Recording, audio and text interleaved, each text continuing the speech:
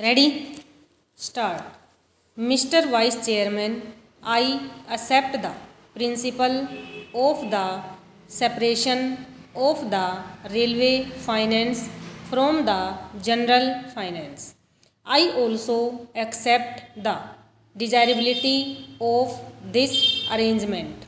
It is not only a convenient arrangement but it is based on sound principles and is conducive to the better administration of the railways. I also agree that the contribution of the railways to the general revenues should be in the shape of fixed dividends, but I cannot agree that the dividend should be fixed at 4%, and that is the crux of the whole report. As a matter of fact, the committee was instituted only to go into that matter whether the dividend payable at the present time, that is 4%, was reasonable or not, and whether this arrangement should continue. When I say that I do not agree to the rate of dividend, I wish to submit that enough material has not been placed in our hands to judge whether the dividend which is being fixed is fixed on some sound basis or not. The committee has not examined certain vital matters concerning the administration of the railways, and what I find is that the whole arrangement is very superficial. It appears to me that the railway administration and the finance administration came to an agreement, and the committee did not find it necessary, because of the agreement between the two ministries, to examine and go into the vital matters which affect this issue. It is not clear how this dividend, if fixed at 4%, is going to react on the working of the railways, and particularly on the future development of the railways, and also on the present structure of the fares and freights. This question has not at all been examined, and we do not know what reaction it is likely to have. These are very vital matters, and I think that they need a thorough examination before we can come to correct conclusion in this matter. As we know, there is a pressing demand for reduction in the railway fares, particularly for third class passengers. This demand has been made on the floor of this house, and I think there is great justification behind this demand, and more particularly now when we find that the prices of agricultural goods have gone down. We will have to take into consideration the question whether the rural population, who will get much lesser return for their products now, will be able to pay the same fares and freights.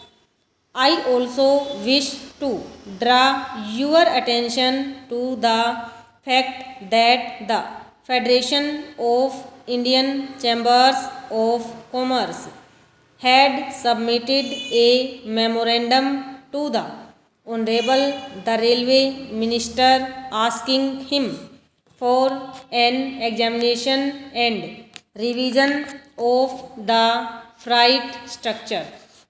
I do not know what the position today is, and unless and until we are enlightened about that, unless and until we know where we stand in relation to freights and fares, we are not in a position to take any decision whether the rate of dividend should be 4% or not.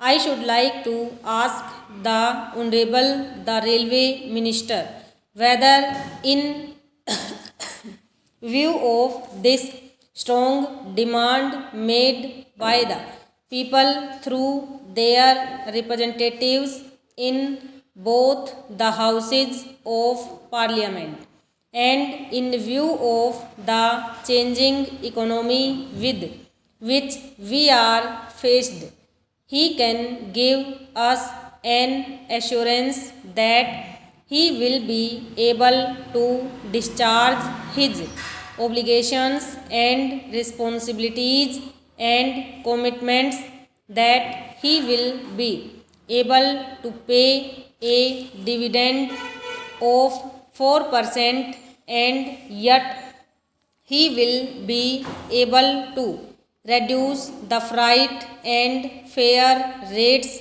That is the basic thing. Another important factor which has to be taken into consideration is the development schemes. I wish to submit that there is no new approach in this matter.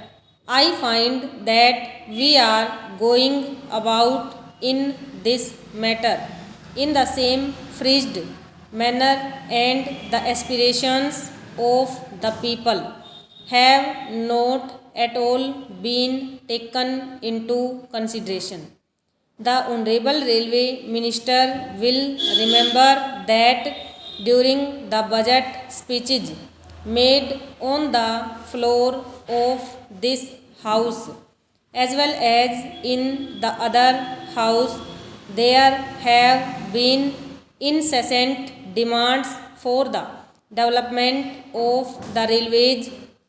I do not know what he thinks about it, and now he thinks that after paying this dividend at 4%, he will be able to meet that demand, and he will be able to find a way for the railways to expand their economy as they think it proper, as would meet the demands and aspirations of the people.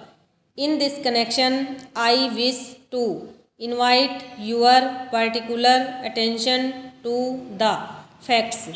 I will be happy if we could pay even a larger percentage, but the fact is that we must be sure that the railways are in the present circumstances in a position to do so, and yet discharge their responsibilities and obligations and satisfy the needs and demands of the people, which are legitimate and justified.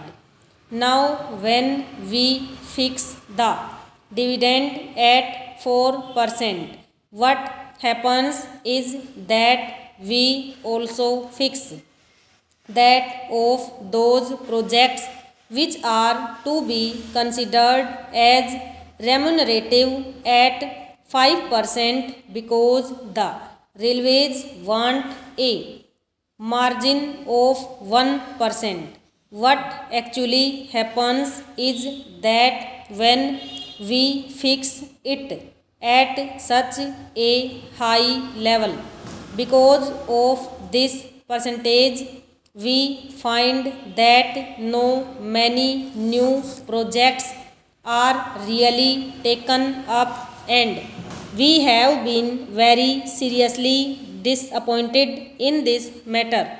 I therefore think that in the present circumstances, the railways cannot afford to pay a dividend of 4%.